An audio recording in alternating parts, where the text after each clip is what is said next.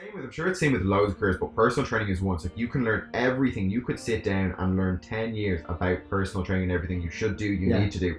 But until you're literally on a gym floor, it's just, it's mad the difference. If you're going to do anything, go to a gym or establishment that you can just learn from. Like if you're going to go out and just do everything by yourself, you're going to run into problem after barrier after issue. And I used to write out to the cent how much money I had, and it got to a certain point that I couldn't pay for a train ticket, so I used to walk from our house or run. So for you, now with hopefully COVID coming to an end and you starting to get back into training people full time, what's the lifetime of that space, do you think? How long can PDPT live in that space for? It's tough to answer. Welcome everyone, Phil Donnelly, welcome to the podcast. Thank you very much. Thank you for joining us. What an honour. What do you think of the setup? Unbelievable. Yeah. I presume all the cameras are going to catch everything here. But You can see Joe Rogan in here. You've gone all out. You've gone all out on this. Yes, sir. How was your day? Day was very good. Not a huge amount, to be honest with you. I lifted. Yeah. My day consists of now wake up, walk, eat, lift, do some work on the laptop intermittently throughout the day, and then I might do 2 workouts because I have nothing else to do, and then that's pretty much it. Yeah. Not a huge amount on, to be honest with me. That's my day. Yeah. I lifted. I was lifting inside, and Kev works in there. So we never chat usually doing work, and he just started shitting ourselves about like America and like the stuff that we did in the States. Oh, stop. Did workout lost. But so ideally for this podcast, what I want to do is kind of break down people's, you know, the kind of period between school and people getting their first job, that kind of period where everyone finds their journey. Yeah, yeah. So for me, it's obviously like wasn't the straight journey to find like videography and that kind of stuff. For other people, it's dead straight. It was all part of the plan. No, I was going to be on. I was going to be on screen. I was going to be Graham Norton. Yeah. Yeah. It still could happen if this doesn't work out. There's too much anxiety now to go up in front of people. It's not the same as well. And now, like, I kind of am like a podcast. You're all the setups now as well. So, but for you, it's kind of been. I in my notes I have fourth year as a highlight, because in fourth year I remember you started bringing like food in Tupperwares into school and all that kind of stuff. Do you remember that? Yeah. So what happened between that and Total Fitness? Yeah. I know those two things happened. 2 pivotal parts of my life. Yeah. So what happened to kind of get you to that point? What was the catalyst for change between junior cert somewhere into fourth year? I'll give you a little bit of. I'm even smiling at myself when you're like started bringing Tupperware, because I'll tell you, my nutrition, even though I was prepping, I just had this idea that if I prepped food, it was gonna make me bigger. Like, by the way, a bit of a background. There was yourself, there was Kev, there was Andy, who probably all had 20 kilos on me. I was the typical small, tiny guy, so like stuff needs to change. And of course, I watched loads of bodybuilding pictures, saw loads of body pictures, saw videos, watched videos, and everything else. Okay, I need to eat more. And those Tupperwares just consist Rich Piano. Classic, eat more. It goes, get big. Ben and Jerry's. We eat more. Yeah. Ben and Jerry's and shakes and stuff. Okay, I need to start doing something. Do you remember what I had in the Tupperware boxes? Okay, hold on. And there's only one thing. That's the key thing. There's only one thing. You always had rice. Did you always a sweet potato? No, it was always pasta. That's all I had. That's all I had. So when you're looking at like a simple thing of getting big, I had just one portion of like one small portion of pasta, like no protein, no chicken, no vegetables, just a portion of pasta. And I thought that was the epitome of health. I was like, God, I'm going to get huge off this. So I always laughing like that's when you started doing stuff. I still hadn't a clue what I was doing. I just saw people being like, God. Well, you were lifting. Bringing it onto it. So this was the Total Fitness days. I don't even think Total Fitness is, even if I know the obviously one we went to is closed, but I don't think they're going anymore. I go there to make out. I used to go there to make out with Mern. Oh, in the car park. Yeah. Some of the stories there. So great spot to go. We used to have car chats up there as well. Fucking up there. So come on. That's you. That's exactly. That was you. So we were. Me and Kev went up to Total Fitness. We both got memberships. Extortionate for the membership. I can't remember how. It was the weirdest system ever as well. It went liquidated. It got completely bankrupt, whatever happened, but it was such a strange. So me and Kev went up, we joined, and I can tell you what the gym process was, the training process was. Every day, Kev will back me up on this. So we went up, we cycled or we walked up, because we were both walking distance from where we lived at that point, and then went into the gym. Kev had the confidence to get into the free weight section, and Total Fitness, that was a big move. Bit of weight on a rugby player as always, but that was a big move to go in, fourth year, Just machines. head though. first into the weight. Yeah. He was in dumbbells, Weights. and there was a separate section of dumbbells where all the bodybuilders, huge weightlifters. I did not go near that. Kev, for people who don't know, Kev's a strong presser. Yeah, great presser. Shoulder presses, 40s, maybe 45s. Yeah. Bench pressing. You were catching up with him on bench press as well at a certain point. Yeah. So anyway, good press yourself, Pear. But anyway, so we were there, and I can tell you what happened. We went in. I can tell you the two machines I went on every single. I went on two machines, didn't touch free weights. It was a prone row, a chest supported prone row, like a Life Fitness prone row, and then one of those like cable stacked leg presses. It wasn't even one with plates. Yeah. So those ones two that like the movement is restricted enough. Exactly. Like, it has to be up and down. Exactly. Yeah. So they're the two things I hopped on. I don't know what sets, what reps, what weight I did. I just went on and started moving with it. And Kev went in, did a few curls, probably why he could curl like 35 or something, 35 kg dumbbells. And he did his curls. I did two of those, and then I went to the pool, the classic pool, and I think I did sometimes like 80 lengths and swam again. And we always do. And then me and Kev then went to the sauna and bathed in the sauna for like, I don't know, 10 minutes, then went to the jacuzzi and back to back. Because I remember I was big into my theatrics in fourth year. I was in like all musicals. That was like my buzz. Oh, that was your buzz. You were auditioning for all of those, weren't you? Yeah. Getting all of them. Yeah. And I was like, oh, no. So like every day when we finished, like me and Jane would be like, are you going to choir? And then you and Kev like, Till Fitness. And I'm there going, these lads are going to get swole. What was some of the plays you went? What was the fourth year? No, Hercules. That was, you had a big role in that. Ladies. Yeah. Killed that big shit. role on that. Big role. Kev killed it serious. Anyway. Yeah, so what was was when you started in fourth year and you started bringing food in, was the goal then, were you like, I need to start progressing my body because I want this to be my career? No. What was the career prospect at that time? I actually don't remember you ever going that's the thing. There's no career prospects at all. I think it actually properly started in fifth year, to be honest with you, because you remember fifth year is when Rock Fitness started to show up. Anyone, the OG Rock Fitness, where it's also, that's where all the OG lifters started from. I got so many injuries from that. Anyone, the amount of partially torn pecs in that place from I don't know if you should show press at 35s on your second day. What? Feels good. We're literally like this. Pear, what's your max bench?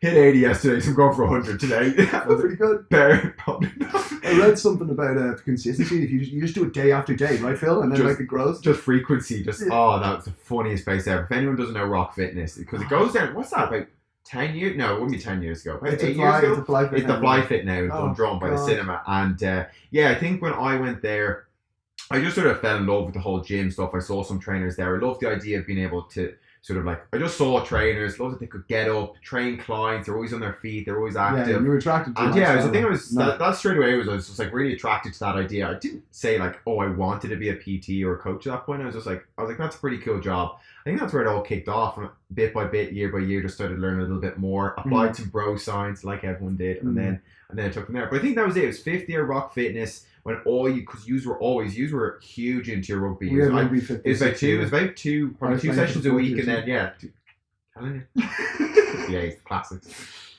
So I think that was it. I think that was probably where it kicked off. So you were like, okay, shit. So that's fifth year. So you going, all right, I need to start looking at what courses are and how many points courses need, because you were handy enough, like in school. Oh, I was actually... You grinded. I grinded. You grinded it out. I put a huge amount of work in. I got 400 points, and I can comfortably say I think I put more work and effort in than anyone else in that entire school. Like I had 365. I didn't even do after school study. I just stayed in the canteen. I remember staying in Wesley in the 6-year centre.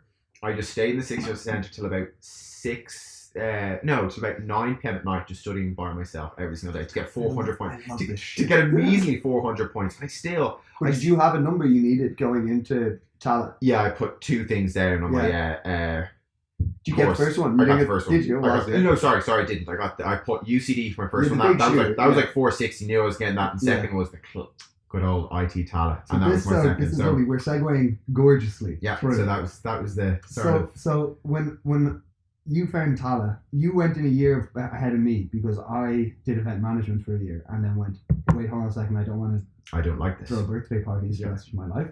And then I was like, fuck, I'm going to go to Tala. And I genuinely don't think I would have been considered going to Tala if I wasn't like, you were kind of like because in college you like were working hard in Tala, and we didn't see you as much. We're like, oh, Phil's off Tala just grinding, and then you, when I was like, what's Tala like? You're like, it's great, but like it's you go in and you get your shit done. Yeah. It's not like a DIT Angel. Yeah, it's a bit different in that sense. I think it's also just for me. I always I knew, so I did sports science and health. It was a 4-year degree, and that's exactly it. I think I always knew that I just wanted to do it, and then sort of leave. I know people love the college scene. I probably count on one hand how many times I went out and drank. Yeah. And I was just never into the whole social scene in college. It's just like get it done kind of Because thing. you knew going into or going out of Wesley, you were like, you could just go and get. Did you have your personal trainer's thing? Okay. No. So you could have just got a personal trainer's degree, or I've done a course, and you could have started training clients. Yeah.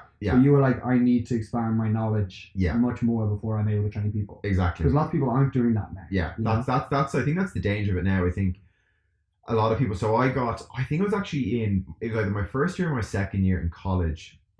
That's when I started, because believe it or not, even a 4 years honours degree in sports science and health, it doesn't qualify you in any sort of personal training degree at all. So it doesn't like so that's it. So we had to, so then I had to go do a separate course for that. But listen, I had so many good sort of positives from that, because it sort of solidified my opinion of views of like, this is what I really want to do. The Raw in town. That's where I did it in Portobello, and it's gone now, but it was such a good place. You'll know him. Anthony Lynch was a trainer. He was like the head trainer. He was the head coach. And he provided all the education for the courses. Yeah. And yet again, I just saw his lifestyle. I loved how he was. He was so confident. Now you say his that job. Yeah, he was such an inspiration to me. We'll get into this later. Yeah. But yeah. So when you so for me, the reason I like Tala, I actually, when I went to Tala after the first year, I was like, okay, so college for me now is about getting a degree. It's not about partying anymore, because my parents had gone. So you fucked away our coin. Yeah. You had a good year partying. You had a good year partying. Or did you? No, yeah. Okay, oh, that management, yeah. Or was it? Got after it. Yeah. And like, but I was like, I knew at about November, I was like, I can't throw my money away. Like, and then so I did my Christmas exams. Then I had to work in Massimo Dutti for a year. Do you remember? To wait around for school to start again. Yeah. So when I went back to college, I was like, I'm here to work. I'm here to grind now. I'm just going to work. And that's kind of like, the only person I really saw they knew was you, and every time I saw you was either on the way to a lecture, or like few in between, wasn't it? In library, just sculling monsters. Yeah. So would you consider your college experience was about getting your quality degree? Yeah, I think so. And you were studying something you enjoyed. That's exactly it. I enjoyed it now. There's parts of it as well of the college course. Like I remember the first day, people found out that we had chemistry, because it was a sports science. A lot of people thought that we were just doing all practical, like going into the gym, doing bench press. It's curl day. And literally, it's like, when's arm day? And it's like, they literally, the first day, it was like, okay, first semester we have chemistry. And like in any college course, you're going to have different aspects of it you're not going to like. Yeah. And I remember the first day when people found out we had chemistry, we had like, no joke, like 16 dropouts. Yeah. 16 dropouts on that day when they found out, okay, I have chemistry. And I was just like, wow. I was like, so yeah. I think I prepared myself well for what I actually was anticipating for college. Like, it's going to be quite sciencey, but it's also kind of good practical takeaway as well. So it's really good. It was good. Well, people's expectations going in is probably like, oh no, I want to go in and like, I'm going to be a lifter. You know what I mean? And then you go in and be like, okay, so here's human physiology, and this, we're going to break down how the body breaks down. That's exactly it. Yeah. Human anatomy and all that kind of stuff. And so they go, wait, what? And they're like, no. So I did like in school, they probably did like, they were like, love like the rugby, love probably gym, all that kind of stuff. Yeah. Going like, this is going to be my career. Yeah. But in order to be a personal trainer, you have to learn how the body works, not just how your body works. Yeah, but just 100%. The bodies work. That's one of the biggest things why I think I got like such a head start when I did my PT course, because we went into so much like human anatomy, physiology, biology, and all of this stuff. Like, it was so much more applied. Like, it was so incredibly basic in the personal training course. Like, what you learn in a personal training course, for anyone listening to this who hasn't been qualified, is absolutely minimal what you're actually going to apply and need to know. That was one of my questions. In-person coaching. Because for you, so knowing where you are now, I know you're not done, like learning or whatever, but where would you say you were in terms of being ready to train clients coming out of college versus where you are now? Coming out of college, so I didn't really have 10%. I was like 10% ready, probably coming out of college, because where it really changed, I know you sort of mentioned this to me, was when I actually went abroad to Vancouver, and I started I got a full-time, because I had a few jobs throughout the 4 years of college. I had a few jobs. I used to work in PayPal's gym. So PayPal. Yeah, I used to work in yeah. the gym, so their I commercial. thought you were about to say breath meat pets. No, I don't think that's contributing much. But so I worked in there, worked in like a few just like really sort of like easygoing part-time gyms. So I got sort of an idea for a gym atmosphere, but coaching and personal training is a different story altogether. Yeah. So yeah, I think it only leaving college. So information-wise, you were like, okay, I know a lot about like literally like theory. Yeah. But breaking that down and being able to apply that that's the biggest thing, and one of the biggest mistakes even now that loads of people think, and there's so many great coaches and educators now, but theoretical is just the theory behind anything is just can be so useless and redundant if you don't have the practical application of it. If you break down to what I do, you can know how to white balance a camera. Yeah. But and then the model goes, what would you like me to do? And you go, when the time comes to it, and then you're like flicking through your book. 100%. Yeah, so it's the same with, I'm sure it's the same with loads of careers, but personal training is one. It's like you can learn everything. You could sit down and learn 10 years about personal training and everything you should do, you need to do. But until you're literally on a gym floor, it's just, it's mad the difference. And that's, as you said, that's what the biggest difference is between these like 10 or 5 week courses. People get qualified and they think they're ready for X amount of clients and going onto the gym floor. I'll just set up shop. Just hop in and everyone, I mentioned this to you as well, everyone wants to set up and start their own business the second they leave like Phil Donnelly personal training after doing a 10-week course. And it's like they're so far from that position. So if I went back in time, I wouldn't change a single thing. So this is when you finish college now. I'm a year behind you. My final year going into summer. We are all going. 2017. Yeah, we're all going to Canada, Vancouver, all the boys. Yeah.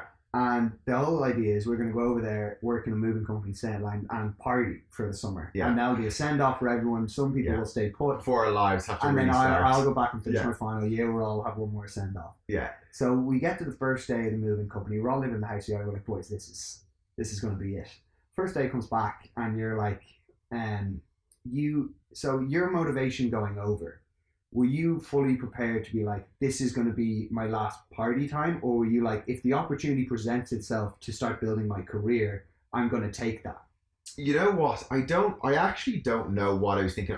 We all knew that when all the lads were going over for the last week, there was like 7 of us. Yeah. We knew it was going to be such a good blowout. The house we got, what was that number? What was our address? Canby Street. 3392 or something. Was it? Okay, that was like the best party house ever. So I knew that we were going to do some drink, like loads of drinking and have a great time, but I didn't think I would have stayed there as long as I did, and I didn't think I would have like, okay, you know what, I actually want to make something of this. I think it was a bit of a light switch for me moment when we were doing that You Move Me. It was the You Move Me work, and it was all my car crash. Yeah. Pear's been in a car crash in the little past first day, totaled the truck. But it was that, I think, when we were doing that. I think it was your fault. Was it? Were you driving? No, I wasn't. You were driving. Done. Just so everyone knows I wasn't driving. Okay. And I think everyone was like getting like odd shifts in work. Like I loved to work, and we needed money because we were obviously drinking all of it away, and it was great fun partying. And I was like, I'm not getting any shifts here. And I was like, as I said, it was a bit of a light switch moment. Where I was just a bit like, you know what? I'm gonna start why don't I actually look for some more substantial, something I'm going to enjoy anyway. So I started looking at gyms and started looking at opportunities and openings and stuff, and I applied for 10 different positions. And Groundworks is literally one of it shows how punctual they are. I think I emailed them, and it must have been like 2 hours later. The manager Donny messaged me back, and he was just like, "Yeah, come in for an interview." And it all started there, and I was happy out. Left the lads in the moving company. Yeah. So Phil, basically what I brought down to, at the time, everyone was feeling different ways because they were like, Phil's kind of abandoned the team or whatever. What the best thing that ever happened from that, or that what I think is the best thing that came from that, is it so clearly propelled you into like the rest of your career.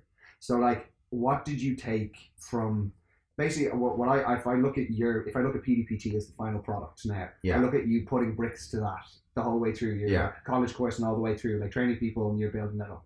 So what did Groundworks do well, and what lessons did you take from Groundworks, in particular the way they run their program, that you were like, I want to implement this in my business one day? Yeah, I think for me personally, Groundworks, and like I can't give them enough credit. Like Donny was the general manager, Troy was the owner. Everything that I've learned now, and I still frequently message Donny back, just being like, thank you for everything you ever did. I messaged him a few times being like this, I hope all is well, and catch up with him, because beforehand, like a lot of people think like personal training, like they always, the buzzword in that, and they think training, and they're just like going into the gym and doing stuff. And he made me realize it's like a personal training business. So three things. So it's like you have to be personal, you have to actually be liked by the people you're going to train.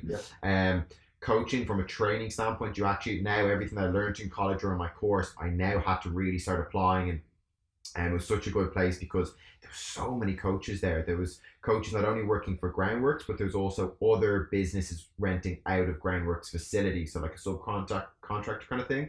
And loads of other people and coaches were there, so you could learn from them as well. So there's probably about 15 coaches. You were all seeing how they actually trained and coach clients. What was your setup? Was it they brought you clients? So yeah, so what happened is we were a subcontractor under Groundworks. So essentially and this is probably one of the biggest reasons, like when I want to hire someone, this is exactly the same thing I'm going to do as a subcontractor, I worked under their name. So I was technically an employee under their name. But of course, they didn't give me benefits. They didn't do anything. Like I had to pay my own tax and things like that. Yeah. But what it essentially did is, because I was under their name, under their business, any clients or referrals came, not referrals, any clients who came through the business were then passed down to all the trainers. Which is ideal for you, for someone who's new to a city. Precisely, because if you're trying to build a rapport, a client base by yourself, it's probably the hardest part you could possibly do. So we went in, and then they essentially guide me, macro manage me, and in some senses micromanage me over essentially the course of, I was there for just shy of 2 years, over everything between the personal side, between the training side, and then also the biggest part of stuff where no one ever likes to talk about it because it's all the boring stuff, which is the business side of it. And that's one of they're the biggest takeaways I could never actually recommend for anyone else to do something. I would be like, if you're going to do anything, go to a gym or establishment that you can just learn from. Like if you're going to go out and just do everything by yourself, you're going to run into problem after barrier after issue, just trying to do stuff by yourself. So get someone to guide you going through it. For me, I look at Groundworks particularly, or like your gyms before you got PDPT, as like my blue mom. Yeah. Where like I knew how to put a video together, but I had no idea how to run a social media strategy campaign or whatever. Yeah. Like and like or an upload strategy, or put one of those together, or how do I get the video to like equate to currency into the business's pocket. Yeah, you know what I mean? Yeah, exactly. And you have to learn. This is the problem now. Is even if people are like, those lads who are super knowledgeable, like will tell you like, well, if you break this down to if you eat this piece of bread, that is this many carbs, this many this, but like couldn't hold a conversation with you. Exactly. So like, I can be like, look, man, like I can refer you to my mum, but like if you can't uphold a conversation with them and be like make them feel comfortable, they're just not going to come back. Exactly. If it can't make, if it, at the end of the day, if they can't make sense of it, it doesn't matter what you know, and that's the end of it. Like it doesn't matter what degree you have, what college you went to, what you know. If you literally can't put it in layman's terms and sort of simplified terms for them to understand it and apply it, it just doesn't matter. So would you say, like, in terms of if it was a 50-50 or if it was a balancing act and you had to give percentages to the personal, being able to like be conversational and be like nice to handle the personal aspect of it and knowledge based, do you think it's like a 50-50 split and you need both? Yeah, I'd say it's 50-50. Yeah, I would say, like, for me being motivated to go to a trainer, I'd have to have someone like you being like, come on, man, you want to do this. I couldn't have it like, I know of people that if they messed me, I just wouldn't be motivated to get back to them. Yeah. So a little slightly off career. Did you enjoy living in Vancouver? Loved it. Yeah. Absolutely loved it. I always joke. So I was there with of course, went with all the boys, and then Clara, my now fiance, was wedding's coming up soon. She actually rang me. It was the weirdest call. She just rang me, and one of the days we were chatting, she just goes, what would you think about, because I was meant to, actually, you're all meant to go back, I think, after the year. I think I was meant to go back after the year. And she just goes, what would you think if I came over? And we started like we lived over there. So that wasn't planned? No, it wasn't planned when I was over there, because we were meant to come back. So I thought that was your motivation. Like, I kind of do need a job because Clara's coming. No, that was actually another vote in favor to get the job when I knew she was coming over. So I was unsure, and then we had that conversation. I was like, oh, unbelievable. So then she came over, so I was like, okay, great, I can take a real run at this. I can take a good whack at this job then, and really sort of going, because I knew I'd be there much longer. Away, like. Oh my goodness, I've never been more broke than I was at the time on the run up. I was cursing it when I was doing it, but now when I think about it, like I said at the start, I would use so much of what they taught me I would apply it now to if I'm hiring someone, but I remember clear as day. So the interview process for Groundworks, you boys were all going out drinking, getting pissed, going out to pubs, and I was bloody legends, and I was waking up at like 5:30 in the morning. We used to come in as you were leaving. Oh, when I literally used to come in, Yeah. absolute stinking a drink, and I was just like, You oh were sleeping in your dark god, room. yeah, with no windows. getting up and working. So the sort of the interview, it's not the interview, the hiring process probably was the best part. Don't want to make up stuff here, but I think it was about 2.5 weeks from Yeah. my first interview to actually You getting didn't pay for any of hired. that. Absolutely nothing. Getting paid absolutely nothing for that. So it was like it was an informal interview, then a formal interview, then it was shadowing for 2 weeks. Could have been 3, so shadowing different coaches Yeah. within ground to, and it's for those coaches to see how I was and to actually see if But you probably knew doing that. You're like, okay, these guys been fucking business. yeah, and that's exactly it. It's sort of it's a love hate, isn't and it? then you probably feel great when you get it. You're like, these guys 100%, fucking like I worked believe for it, yeah. Yeah, But I yeah. remember, here's a funny thing for you. So I remember I went into, I've never told any of this, and I genuinely mean this. I don't even think I told Clara this. So I remember it got to a certain point, it was about 3, because I had a certain amount of savings, but we blew through that. Could have blown through that in a week from all of our drinking. So it was on the 3rd week, so it was like the last week I was potentially getting hired by Groundworks, and Yeah. every single day I used to go into TD. Do you remember the TD? It was a bank Yeah. across the way, and I used to go in and I used to sit down in the reception area and get a coffee because it was free there. No.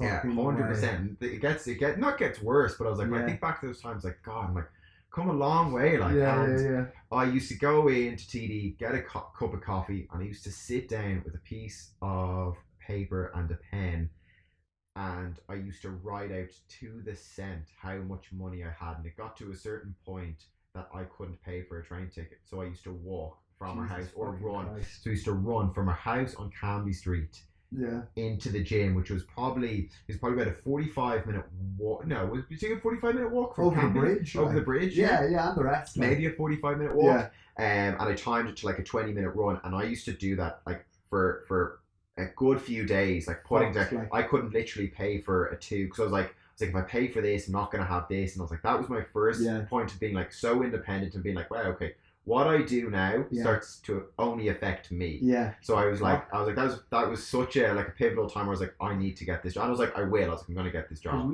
we lived in semi-poverty in America. when we Squalor. did that trip. We So lived we're in used squalor. to squalor. Yeah. But like, we could have. You never called. I remember on all the holidays you went on. You were never like going to call Dad and be like, Dad, you didn't eat us. No. I think. And that was particularly sloppy. I think it was what the first. I think it was actually. I think it was €100 on the last day. Wasn't it the last day or something? So one holiday I was like, Dad, I'm gonna need. Just to be clear, like one of our friends emptied his entire like, savings on that trip. So £100 is not bad. And I think it was he was spending money that wasn't registering on his bank account, and then he goes one day it all comes out. all day it comes out a $4,000 bill for a quad. You're like, oh shit, I rented that for 3 weeks. Oh, But God. so I guess it's kind of interesting because we've kind of gone from at the time. Now I would never peg you as someone who's like financially struggling, I suppose, because you've worked hard like that. You've probably pretty much worked consistently since Canada. Yeah. So with that period there, I'd say you always have, I'd say, anyway, because we come from humble beginnings. But that your appreciation for where you've come from now. This is why I text you sometimes when you send me like big moments, and I'm like, this is a moment. Yeah, I'm like, you're always saying, yeah. take it in. Take yeah, that, drink yeah, that one in, smell the 'cause that's a roses. good Yeah, moment, yeah. It's too hard. It's too fucking hard. You're very good for that, Pear. You're very good for that. Well, I don't do it enough. That's why I got the lax tattoo. So Yeah. like, Jesus Christ, would you fucking give yourself some credit? Yeah. So you're in Vancouver, and you have a good little setup. Clara's there, and you're like, was your visa running out?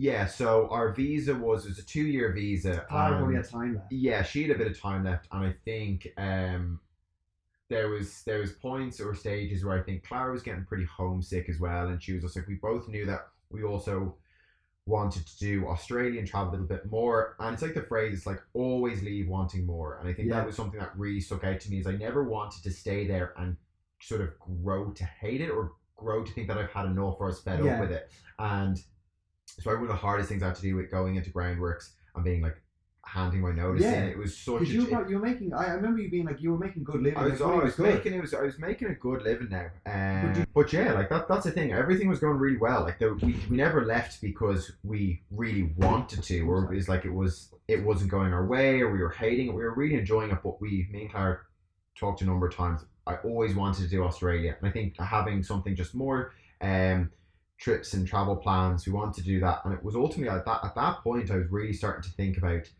having, that was the first time in Groundworks, coming towards the end of my time in Groundworks, about a year and a half. It was the first time I was actually starting to think about my own career, like my own coaching business, and I had no plans, nothing organized, but it was the first time. Was PDPT in your head? No, it wasn't. No, it wasn't even. It wasn't even the name. It wasn't even the name of that. It was. It was literally. I'll tell you what sparked it. So there was a guy. There's a coach again in Groundworks. You didn't think of like a verb. Like no, like relentless training. It was actually. I literally just. I'll tell you where it sparked. It wasn't even a name. It wasn't anything. It was just one of the guys.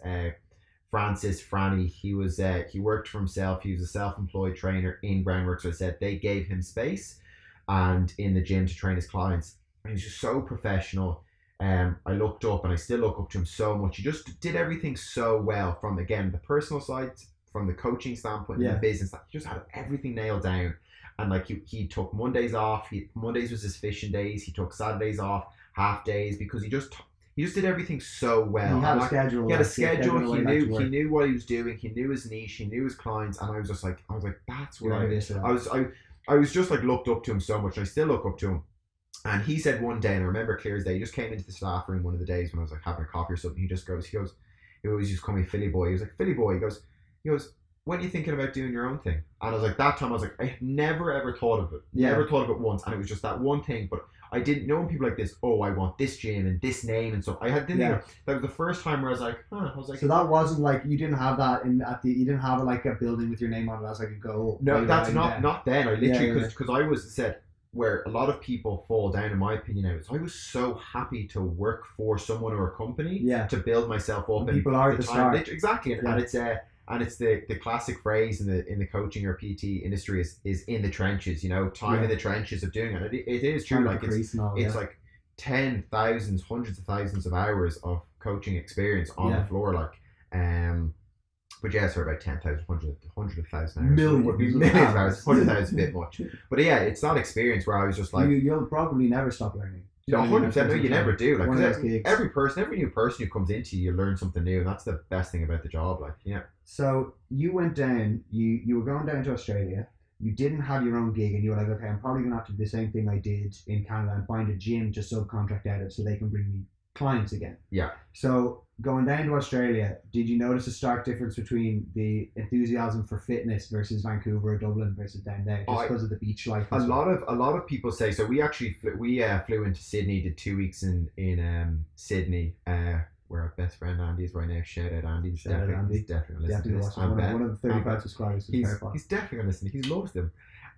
So we did the same thing with him. We went to Sydney. We loved it. And I think Sydney was very fitness oriented. Like, we were on Bondi. You see everyone was shredded on Bondi. Like, everyone running on Bondi. You were solid going. Was this post Hawaii?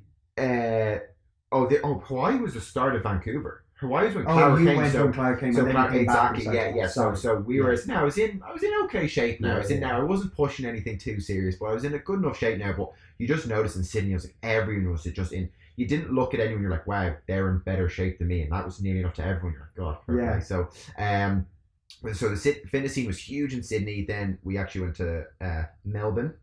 They all say Melbourne, and I still don't feel confident or comfortable saying it, so I say Melbourne, but Melbourne.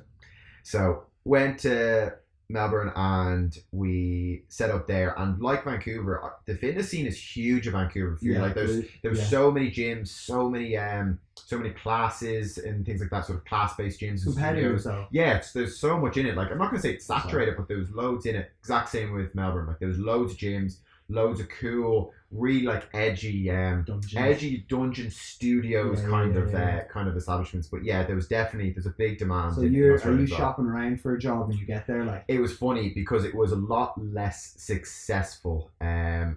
It's so funny because the lads talk about it and they're like, "Oh, fucking Phil, into Vancouver, no bother, job, Australia, job, home, job." It wasn't. It wasn't as smooth sailing in.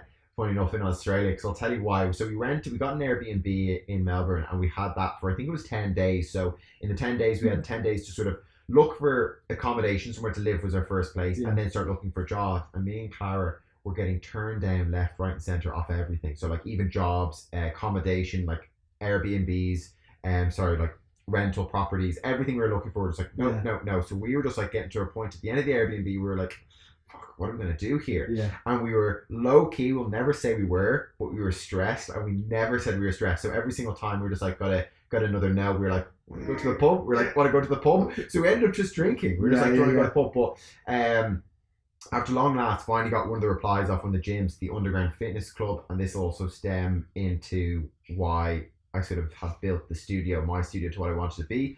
So I spent 2 years working in Groundwork Athletics, which was an underground gym. Yep. And then I spent another year working in the Underground Fitness Club, which is another underground gym. Yeah. So I didn't see daylight in any of my working surroundings for the best part of 3 years. Yeah. So when I set my own places like this, I was like, I need windows. That's what I need. I need light.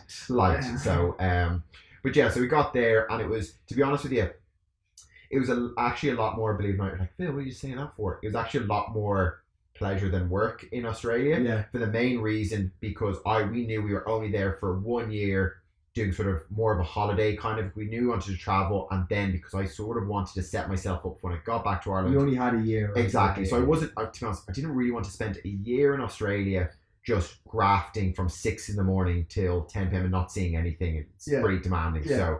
I got such a great job in the Underground Fitness Club. It was a lot more casual. It was actually shift work, which I'd never done before. Oh, so so everything, if you're a coach or a personal trainer, you're never on shift work. It's all just clients. That's your pay for the time you're there with the coach or the client. Sorry.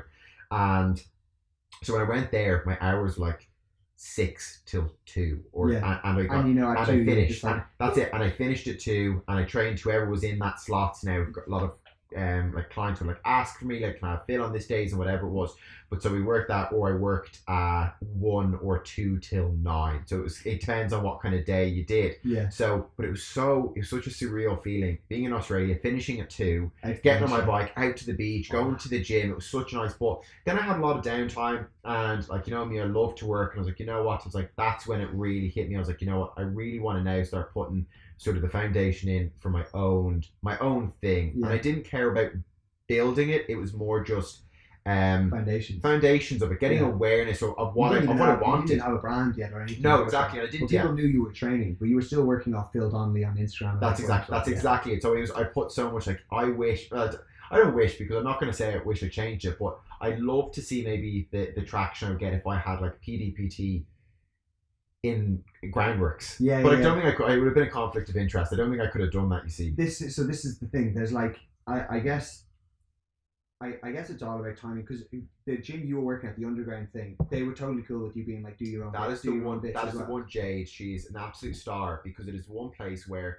she was so understanding that like I wanted to start my own thing and do my own thing, and like even to the point, this is how nice she was. So here's a little bit of a backstory for you. So the location I first ever rented to train my own clients out of, PDPT clients in Australia, it was a gorgeous place. It was more of a warehouse gym. You'll probably, if you go way back onto my Instagram, you'll see pictures of it. And pull that up, Jimmy. I can pull that up, Jimmy. Okay. And can you put a little picture in it? Yeah. I'll send it to you. I'll send it. Are you techie enough for that? Are you sure? Overlay a picture? Are you sure? I'm running. So yeah, I'll send you. You'll see a picture of it. But it was a gorgeous facility. Anyway, long story short, trained all my clients out there. But what happened at the end is they ended up just leasing or selling the whole warehouse, selling the whole gym, their business, that warehouse that I was renting out of. We're just like, yeah, we're going under, we're selling it. And they gave me literally, it was, I cycled into one of my clients and I saw a lease or a for sale sign. And I was like, and he goes, oh, have you heard? Oh, yeah, sorry, Phil, you have to be out of here in a week. Sorry about that. And I was just like, so I had clients booked in the week after next week. And I was like, so nothing more disruptive. And you hate to be the guy to be like, hi guys, moving locations. That's exactly it. And Jade literally said to me, Jade was like, hi, Phil.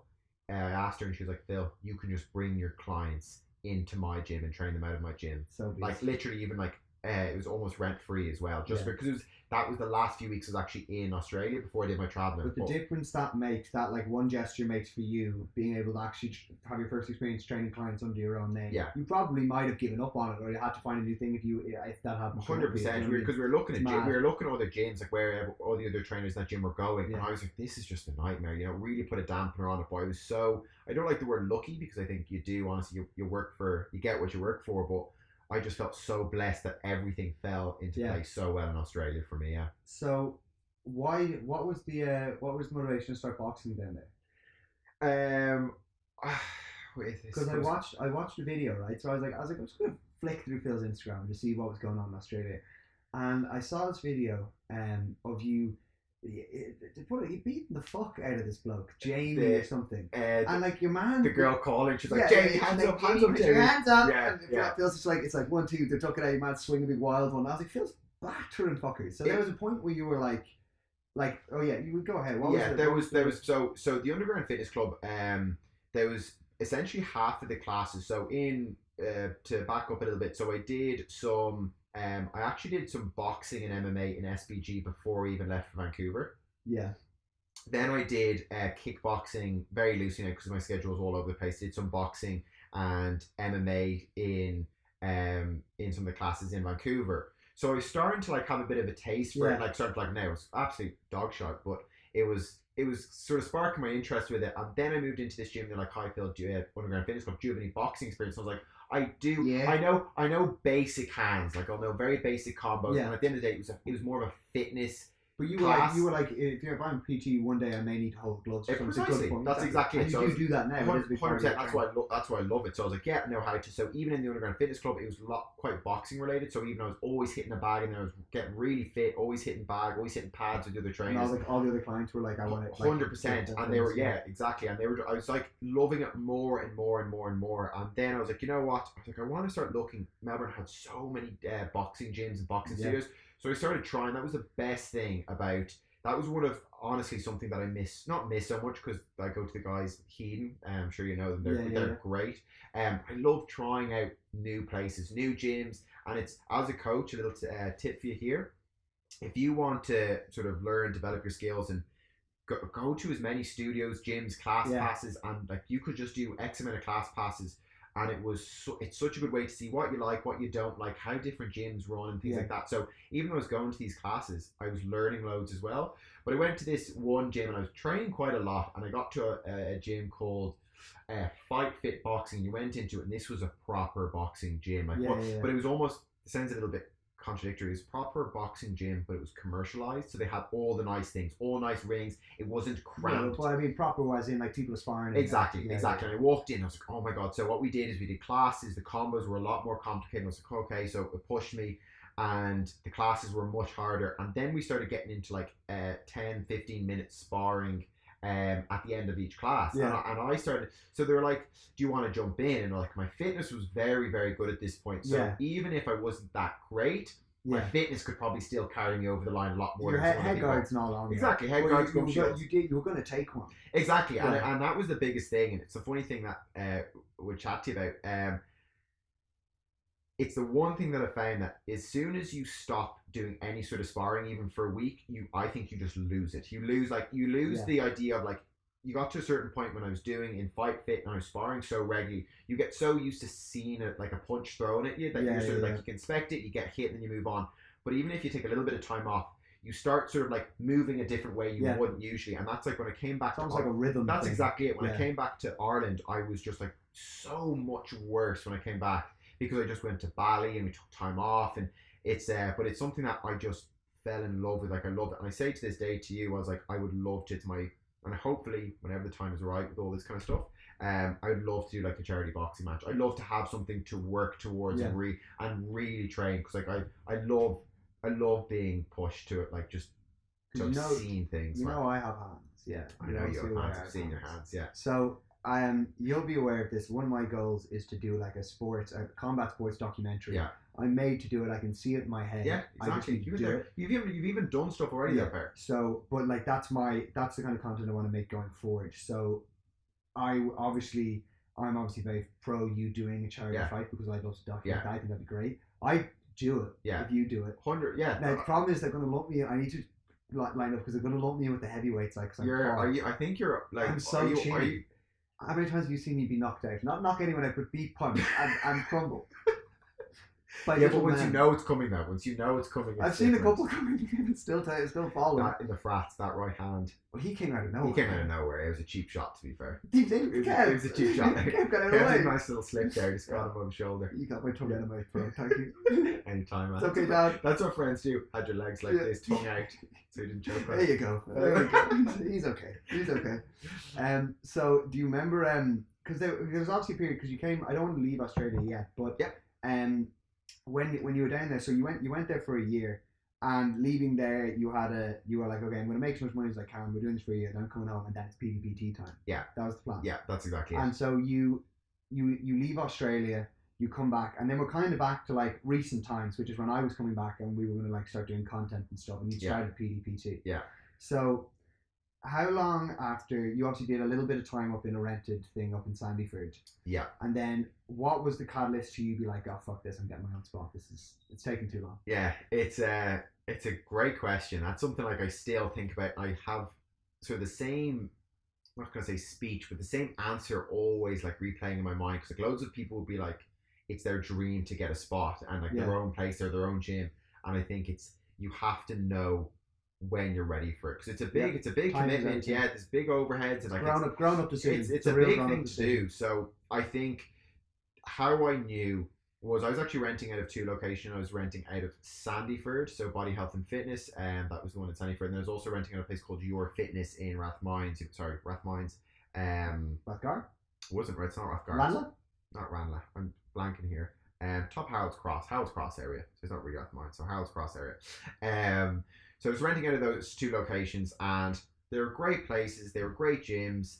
But I think Your Fitness was getting so busy, and there was so many members in there at one time, and then with was this the toughest working conditions you'd had? Yeah, definitely, because like Groundworks, for example, was it wasn't a gym, it was a personal training facility. Exactly. So every person was there, every client was there with a trainer. A lot of time. Yeah, precisely. Yeah. So it was a commercial gym and Body Health and Fitness as well. Great gym, but I think it was just a combination of like little things.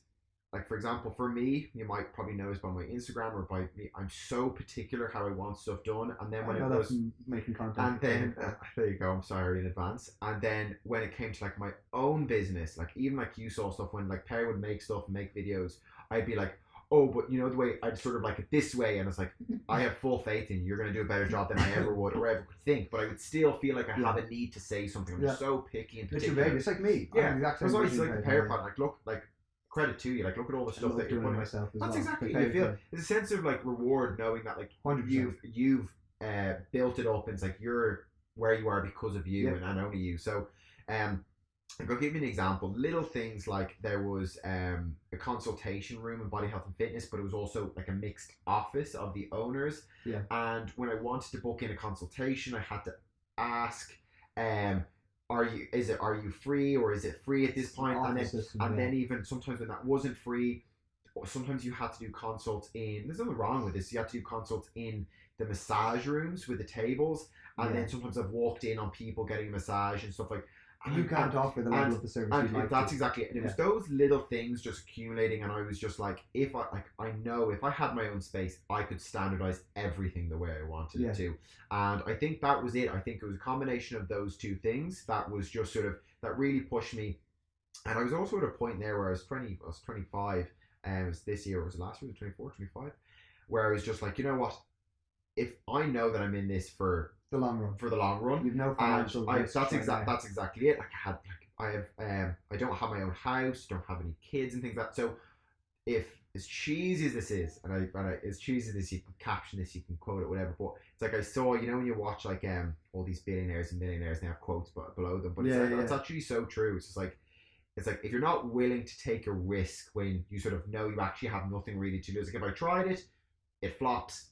I'm not much worse off. So I was like, you know what? I was like, I'm gonna jump at this. So owe it to yourself. That's exactly it. So and I was like, really, I was it was pros and cons, but I was looking, I was like, what's the worst thing that could happen if this didn't go to plan? Yep. And when you're actually working, I was like, it could be the best thing ever that I've ever done, or it's just like that thing you did for a few years, or it's like, listen, I tried this, it wasn't the right time, blah blah it's blah. the remember when Phil wanted to be a personal trainer. Exactly, yeah. So it's a phase. 100%. So I knew I didn't have anything huge to lose. Whereas, of course, if you have a huge amount of it's for your finances are dependent on things, like you can't really make those kind of risks. Does it give you the respect for someone, like, when you hear of mums and dads who like completely quit their job to change career with kids and I shit. don't know how they would do it. I think you owe it to yourself when you're younger. Like, there's no other reason, there's no better time to be like, okay, fuck it, I'm going to try it. Yeah, try it now. If it doesn't work, I've put like whatever amount of money. The money doesn't matter. It's more about you owe it to yourself to try it. If it doesn't go through, it doesn't go through. Yeah. But at least you're putting it, and you never know what trying that will lead to. That's literally what happened to me. Yeah. So yeah, that's definitely important. 100%. So you start you obviously in your mind you have an idea of what you want your place to look like. Yeah. Dublin isn't the best place for realty and for office space. It's definitely not the cheapest place. Yeah. Yeah. So tell me about probably one of the most expensive, actually, isn't it? Yeah. Yeah. Mm-hmm. Yeah. That's why we're doing the podcast out of my living room. Office soon, okay. Office soon. It's oh man, stop. That's the joke. We have so you tell me about the worst place you visited, and then tell me about finding the place you are now.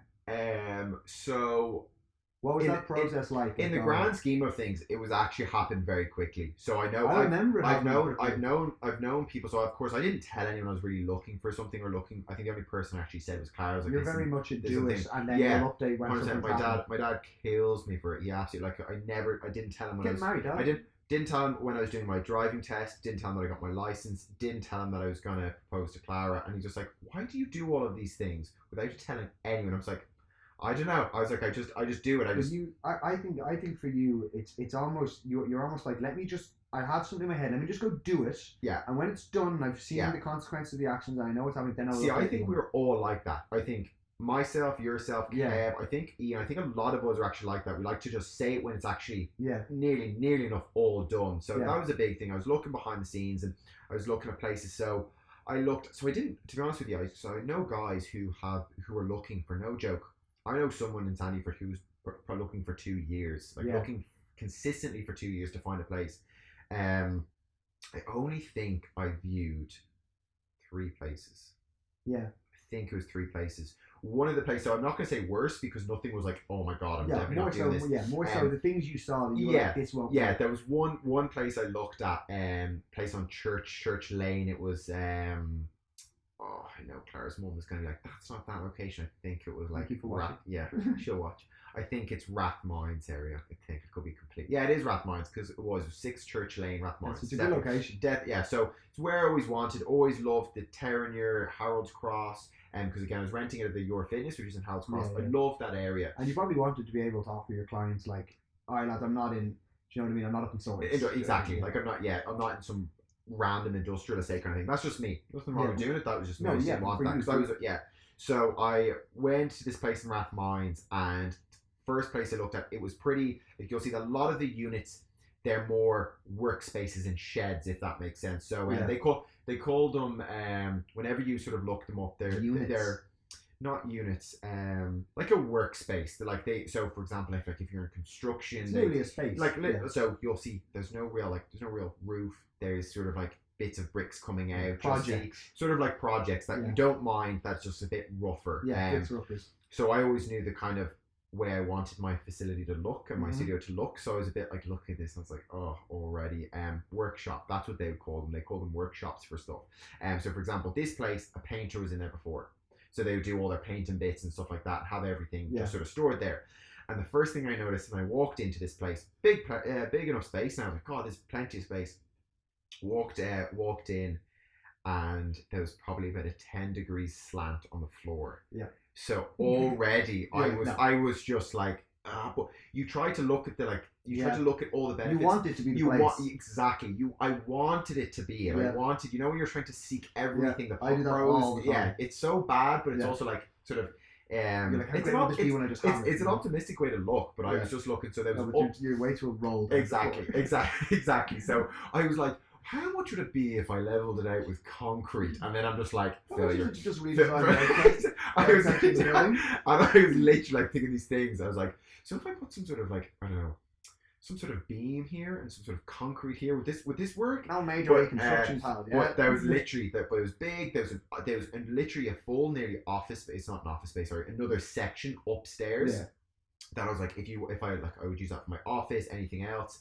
And there was a toilet, there was a storage space, so everything was like, I like this, but I just couldn't get over. I was just like this, put the weights down, they just roll out the door. They just roll out the door. Yeah. Another thing with these workshops, there's literally, again, it's not like there's no plasterboard, there's no inside of the wall. It's like bricklay. So you're standing there, you feel a breeze coming straight away. So if you're talking about insulating, you'll probably be talking like it feels like I can insulate. Yeah, this. exactly. Curtains. Like I was like, how if I put some like polystyrene would it insulate it? But I was just like, no. I was like, that was your man just like, hey man, this might not be the place. Yeah, that's it. No. So you're looking at all these places, and I was looking at it, and I was just like, no, that's not it. I looked at another place as well. Two places actually, they organised, and they actually ended up pulling out. They flopped on me because they were just like, you were going to take it because I wasn't going to take it. I was actually I was looking to view them, and then the realtor was just like, hey, someone else has moved in. Like, it's really cutthroat. Like, they didn't even mention there. It was like, anyone who doesn't live in Ireland to know can be fucking started. Yeah, so it's literally, I was meant to see it like on a Tuesday, and they texted me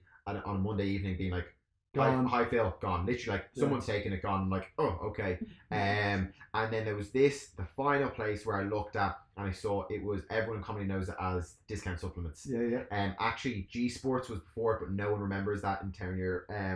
And I think I went to look for mutant mass in there once. Oh, I always went in there. That's why I always went in there. Pre-workout, so I was always in there. Anyway, I went in and organised the viewing, went in, and I walked into this place, and I was just like, because it was a little bit more expensive than some of the other places, and I walked in, and I literally just said to myself, I was like, I'm getting this. I was like, I actually don't care. I was like, I'm getting this. The location where it was, open the door. It's biggest thing. So a few things as we discussed.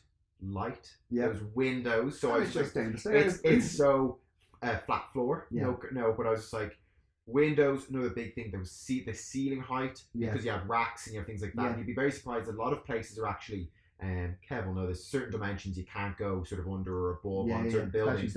Yeah. So high ceilings, a toilet. A lot of places didn't have a toilet, so if they didn't, you're talking about installing a toilet. So shit to be like, can I go to the toilet please? I actually don't have it. Yeah, like, can't do that. So I was like, but like, there's a little kitchenette. If anyone knows me, ultimate bro. Because you're genuinely not flashy. I was like, Phil was definitely going to choose function over like flashiness. Yeah. So you were like, running water. Yeah. Microwave. Yeah. I can heat my stuff. And space. If it has the basics, I know I could make it look good. I was like, if it had the basics, I know what I would do with it. And it had the toilet. It had the space, a square space. It was open plan. Yeah. Again, no disrespect. One thing I don't really like about gyms or studios or personal training places is, sorry, I heard that song. So my bad.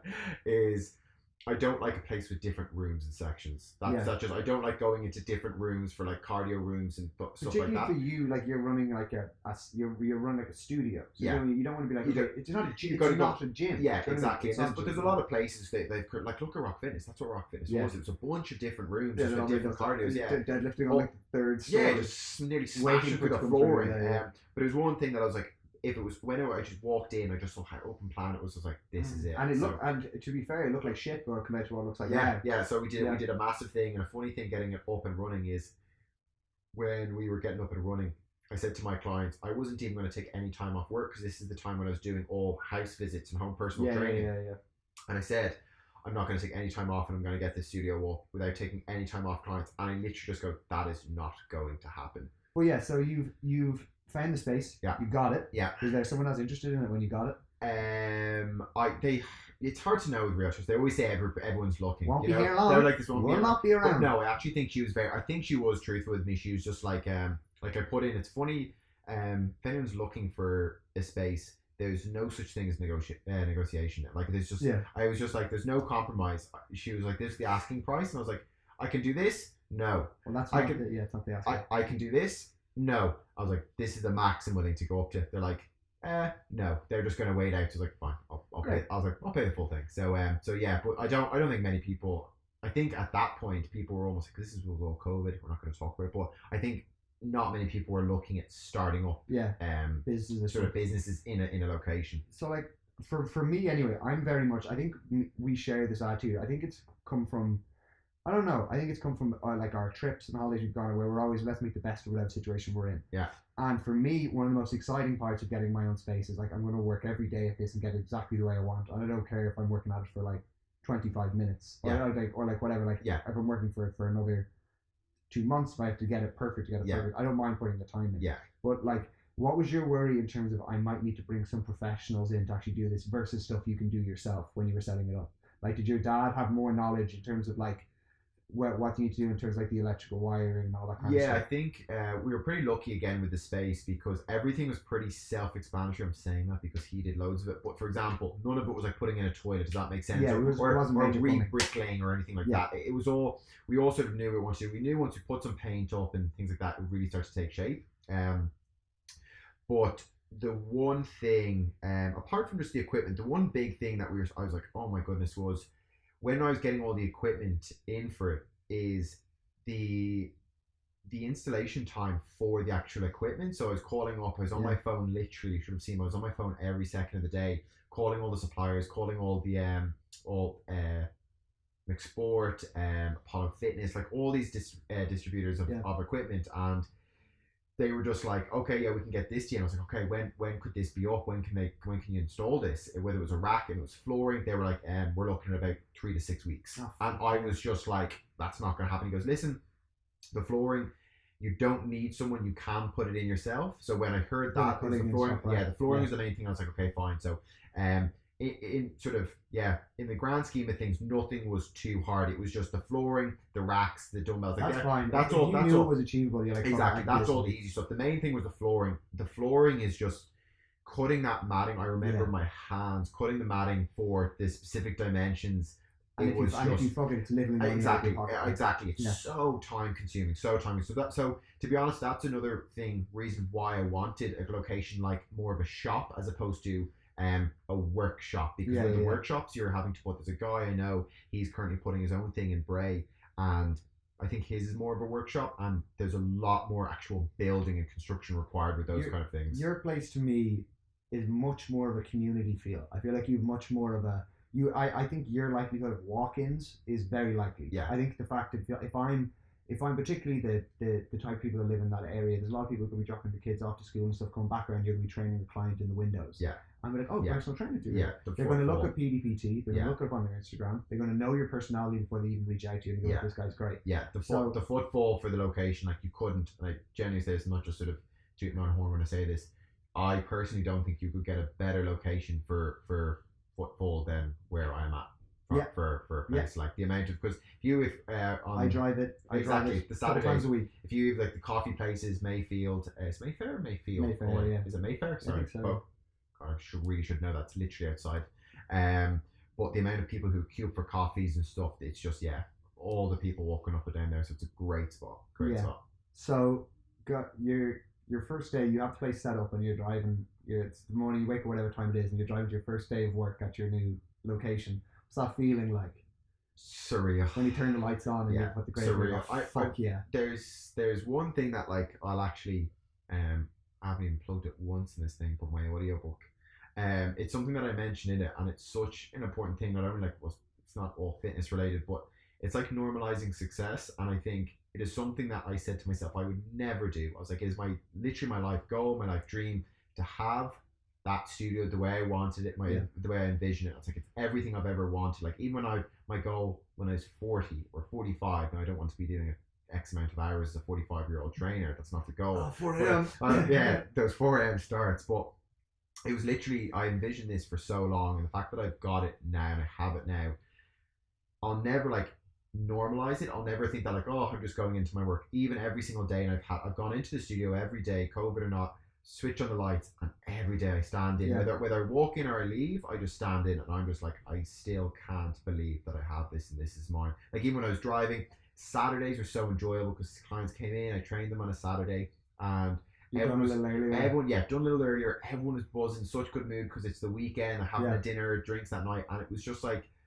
when I look, it was just everything I pictured all And you light. got paid for it. Yeah, that's what I said. I just honestly think I really do say this. It's cheesy, but I think I have the best job ever. I think that like, so for me, this is something me and Max talks about to my dad and my mum a lot, because they're very chuffed with the fact that any parent wants their kid to just find what they want, not be successful, find what they want to do. Yeah, and so, enjoy it. Yeah. So Max loves his work.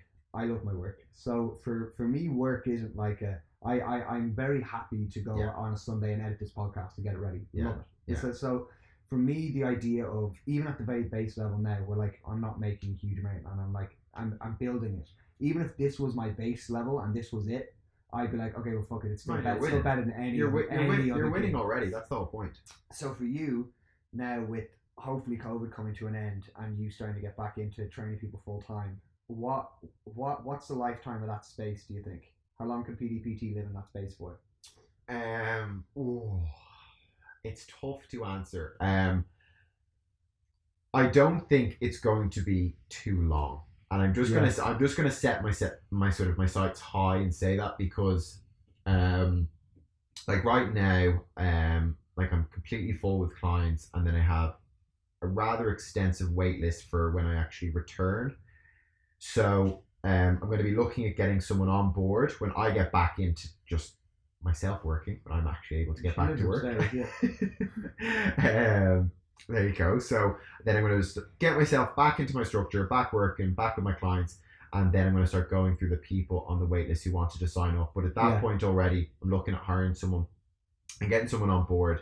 But even if we expand a little bit more than that, that studio can only have 2 trainers in it working at one time. Yeah, and even at that, there'd be some compromise. Exactly, and it's going to depend, of course, with if you have let's say 2-on-1, so 2 clients in at one time with 1 trainer. And I never want it to be cramped. I never want it to sort of. And if I do even feel like it gets too cramped, I'll sort of make sure I make the right call with it. But it's something that, if you start to diminish the experience, that's exactly it. It's all like, it's at the end of the day, everything's about quality. And if I did feel like if someone came in and the quality was going a little bit, I'd have to reassess and readjust. But like anything, if I envision for where I want my business to be in 2 years, 3 years, 4 years, I think it's important to look a little bit ahead. What does that look like?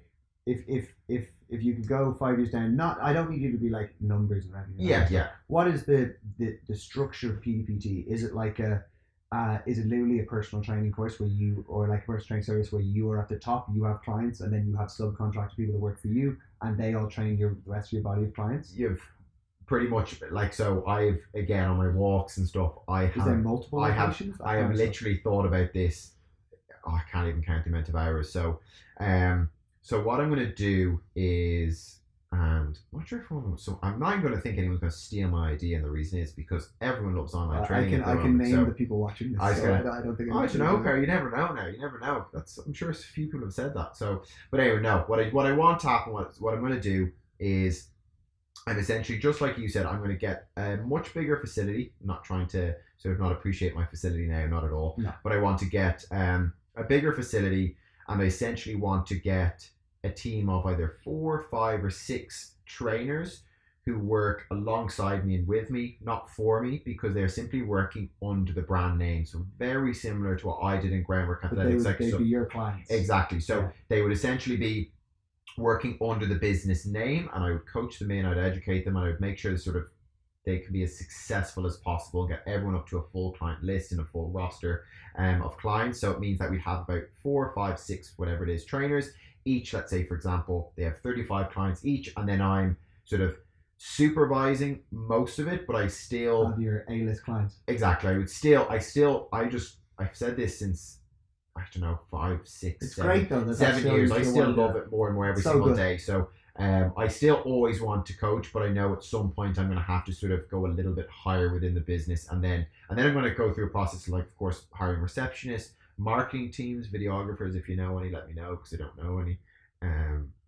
So of course, Pear, but that's obviously a big. You go like one of my. That's a big thing. Why I said to you once sort of, it's all about delegation, isn't it? Once you get bigger, you have to start giving people giving my Instagram to someone, like for them to do stuff. Now I know, of course, Phil Donnelly personal training is me, but I want to branch it bigger to provide, at the end of the day, in Ireland, the best and most professional personal training experience you can actually go to. So my my gym, my business will be known for, if you want the best of the best personal training, that's where you're going to go. And personally speaking, I don't see many, if any, places doing that, because so many people are so attracted. And listen, there's all niches to group training, to different types of like studio training, and even like big commercial gyms. But I don't think anyone has really nailed down the market. There isn't that black. Exactly. There is sure. not in if I was to name one in the UK, M10 Mark Coles. Oh, sorry, yeah. In Dublin, that's exactly. In Dublin, in Ireland,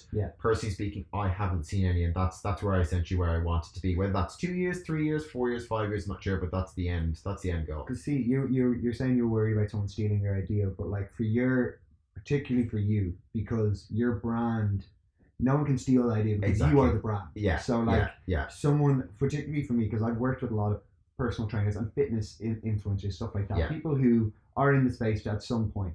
And I've always said, I say this to Myrn all the time when I'm like, obviously Myrn's my girlfriend. She also is an aspiring personal trainer. And one thing you do incredibly well that's so difficult is you control a room very well. When I was videoing your group classes, and I was like, the fact that like Ian is one of our friends and Ian is in the group and he was taking part in it.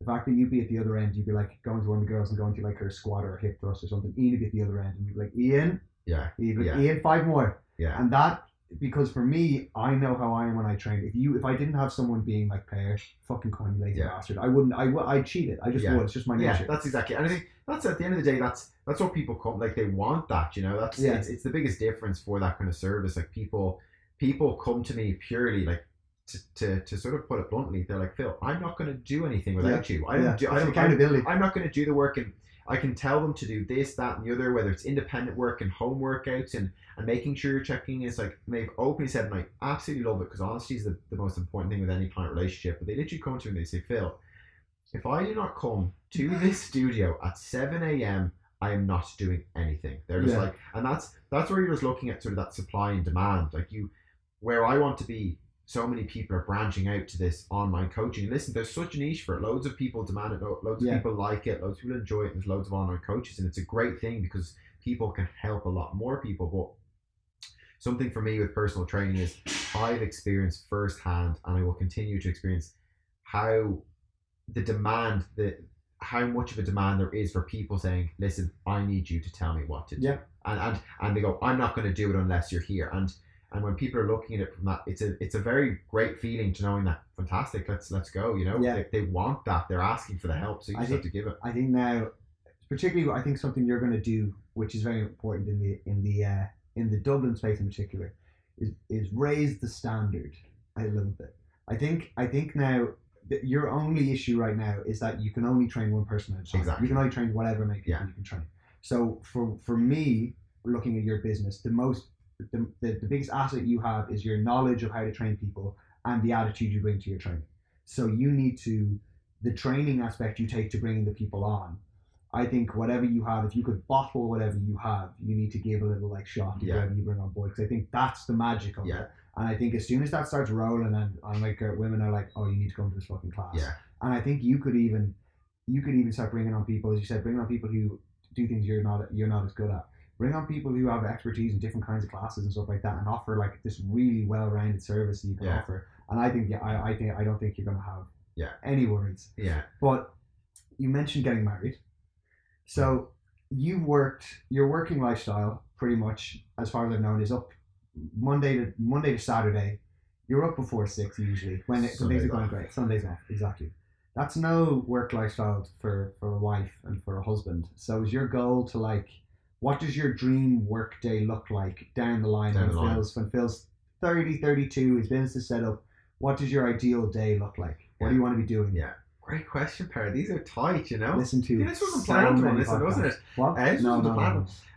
So firstly, I've got to give a shout out because it's really interesting, because I've been asked by a number, I'm not, of course not going to name them, a number of coaches and trainers and things like that, and they've actually come up and asked me, and they've said, Phil, what does your girlfriend at the time, I was going to say, she's like, what does your girlfriend think of your working hours? Like, does she get pissed off? Does she get annoyed? Does she get angry with working X till X? Yeah, and working Monday to Saturday, or not doing this or not doing that, and sort of not having your phone on or not spending enough time, things like that. And I think it's just like credit. I have to give credit to her because it's something like a lot of trainers ask. They're like, oh, how do you balance it? Like people Yeah, will the come to me lifestyle. because I go to, like, as I mentioned, I go to different gyms and studios. I love going to classes. I love doing other people's classes. I love being Yeah. told what to do. And I say it all the time. It's just like, I was like, if Clara ever got annoyed or angry at me working towards my passion or what I want to provide from a future standpoint, not only for me, but for her, for kids, whatever that is, I'm like, something's wrong there. Yep. I was like, so now, of Sure. course, you're not going to take the piss and make no effort. Not But gonna if someone, neglect the but girl, exactly, yeah. but if you're working hard for something and something is wrong with that, I feel like Yeah. something's a little off. But in the future, of course, like I said, as I get older, I don't want, and I have no aspirations of being 45 years old or 40 years old, or I don't even know when it may It's be. hard to put- It's hard to put a yeah. number on it because I could say even like 35. Because I'm not, it used to be when you were like 18, you'd be like, oh, when I'm 26, Yeah. I don't know, Lamborghinis. I don't know. yeah, it's hard. Now I'm like, when I'm 35, I'm probably, kids. Yeah, it's hard. It's hard to judge it. So whatever age that may be, what I see my ideal sort of, I'm obsessed with being busy. I love being busy. I Yeah. love being active. Even Idle when, minds. exactly. Even when I'm not working now, I'm always doing something. I think that's so important. Like You're constantly thinking about it. 100%, loads of different things, whether it's like planning, preparation, just having different like stuff like this, what we're talking about now, just having these sort of different conversations with myself and things that I plan, what I want, what I don't want. Yeah.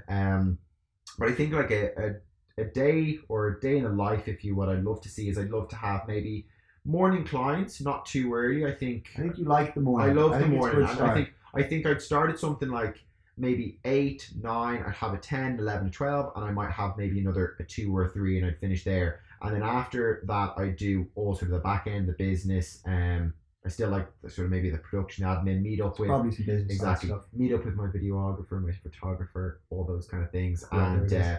I'd probably clock in, finish probably around 6 or 7, and then but one of the days I'd like to take like a half day or something like that. Yeah, you know. yeah. But I still can't see myself not being like I always love being busy, and I think Yeah. if you're building any business, you may not be doing as many coaching hours, but other secondary or accessory hours Oh, yeah, comes the with work that. doesn't stop. Exactly. Yeah, So it's just about prioritizing. your that's time. exactly. I just don't think I would do as many coaching hours, but I hand on my heart, I still think I would always do some degree of coaching throughout it Yeah. because I just love it. Like I love That's so good. love the idea of it. This is why, like, I'm so worried about like the natural transition from where I am is to go to like director or go to like to start writing on stuff and directing stuff. I like making stuff. Yeah. I like this part of it. I like the production side of it, and I like Yeah. being in control of everything.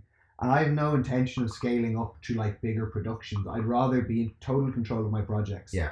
Because that's just the way I like to work. I like getting all the credit as well. Yeah. And I'll work harder knowing that that's the case. It's just the way it is for me. If it was someone else's project or someone else's vision, it's more like clocking hours. You know what I mean? Yeah. So I guess coming to the, what are we at? It's not bad. Hour 20, boys. Hour Fucking 20. flew that. So I guess on like the, I kind of want to have a question I ask everyone. Yeah.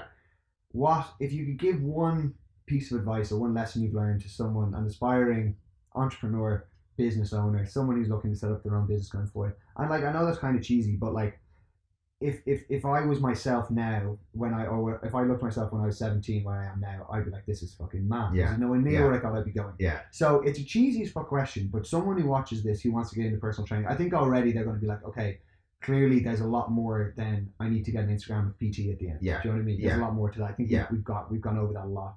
But is there one lesson you've learned the whole way through that would kind of sum up what, I know it's difficult. Yeah, no, so like a sort of a take home point for Exactly, someone. I think there's maybe a few. Firstly, probably the first thing we touched on is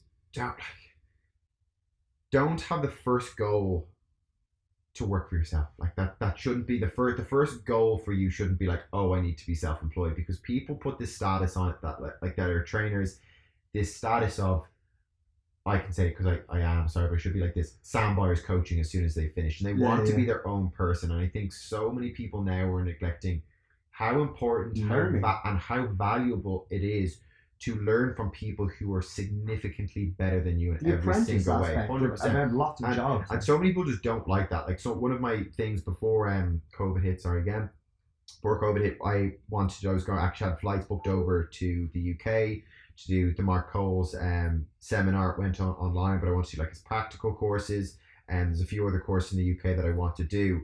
And for me now, it's like, it's not about a master's. It's literally just constant education for people who are far better than me in every single way. Yeah. But I sometimes feel people like are so shy to be like, hey, I want to work in a bend done, or I want to work in a fly fit, because they see this sort of, maybe this final, the cheesy chapter 1 to chapter 10. They see where someone else is at, like, oh, I want to be there. I'm going to work for that. And there's so much, there's just so much that goes into it. So if I was to give you a piece of advice, like, don't be afraid to just like put in the hours, do loads of stuff wrong, do loads of stuff horrifically wrong, because you'll learn from those. Learn from mistakes. But I remember when I was in Groundworks, the amount of admin mistakes I made was countless. Donnie would literally pull up to me, my manager at the time, and just be like, have you done this, Phil? And my face would just be like, how the fuck have I missed this again? How have I messed this up one more time? And he goes, make sure you do this, Phil. Like, it was to the point where he's like, hey, Phil, you're going to put in this system, how you're not going to forget to do this. And it was like that. It was that point where I was just like, God, if you want to do this by yourself, you have to have someone literally being like, you've done this wrong. This is not right. And it's mad to think there's some coaches out there that I want to go to coaches in the UK to be like, Phil, you're doing this wrong. Like, and that's it. Like, you always want someone. So if you're starting in the industry, go to a gym where there's 10 trainers, 20 trainers who are better than you. And I think that's probably the best place to start. I think that's fucking quality advice. I think it's foolish to be like you've ever stopped learning. I think a lot of people are not going to want to hear that. That's like, people are kind of like, oh yeah, Phil, I'll do that. But I feel like so many people. I also think it'll lead to so many rude awakenings. I also think a big thing is, personally for me, this is just my opinion, I think I have learned tenfold more from actually doing stuff rather than sitting down and learning. So I was never amazing at sitting down and learning from a book. So if someone was like, oh, I'm going to do a 4 years degree, 4 years honors degree, or a master's, I'd be like, I would put that money into doing practical application courses and going to different gyms and doing courses and seminars. Even if you don't think they're that good, you can always pick up like, oh, I don't like the way he did that, or I like the way he did that. And I think that's a bit like, loads of people think, well, you're forming your own style through all of that. Exactly. That's exactly it. Like, you learn what you want to do just from what you don't like, just as much. You see a good idea, like, oh, I'm going to do that too. Like, I've learned so much from being like, I don't like the way that's done. I'm not going to do that. Half the job is learning what you don't want to do. 100%. And then like, I'm never doing this when this comes to my job. That's exactly or it. My admin shit's going to be so tight. That's the amount of times I literally said that was, I've just like, because I worked in a lot of gyms over the years, and the amount of times I've said to myself, I'm like, I've noticed something, the way it was run, the way it was done, I was like, I hate that. I was like, I hate the way that's done. And I said to myself, I'm not going to do it that way. And then the amount I've learned from when I saw a personal trainer show up in a pair of flip-flops to a consultation. Well-known personal trainer, I won't say, but I was like, that is... mentioned this to me. I was like, his name or him or her name doesn't ring a bell. Because I remember you telling me this story, but I can't even remember who the trainer was. But I remember you telling me the story of it. Come on. But like people walking in consultations like with like food in their hands, and it's just not taken. It's also one thing that it's just not taken seriously. Personal training, people think it is like a hobby job, and if you're willing to do it right, put in the hours, put in the effort, it's probably one of the most rewarding and successful careers you can possibly do. Like, I think this was a great start. It was a great start. Episode 2 next week, is it? We'll get it out when we can. But I'll the job. I'll expect it. Phil Donnelly, do you want to share out your Instagram quickly so people know where to find you? Yes, very simple. Back that camera there. PD_PT. I'm sure most of the people who are going to be listening to this probably already know me, but if you don't, by the guys, any new followers from the Pear Pod, and that's really what I'm most active on. I have Facebook, but I'm barely on it because I just don't really like. I think Instagram takes up most of my time as is, so I don't really like to. I probably should broaden my sort of usage, but when you bring on someone to do some marketing, that's exactly what happens. So there you go. All right, Phil. Thank you very much, Pear. A pleasure as always. Wrapping it. Buzzing. That's the first wrap, baby. Let's go.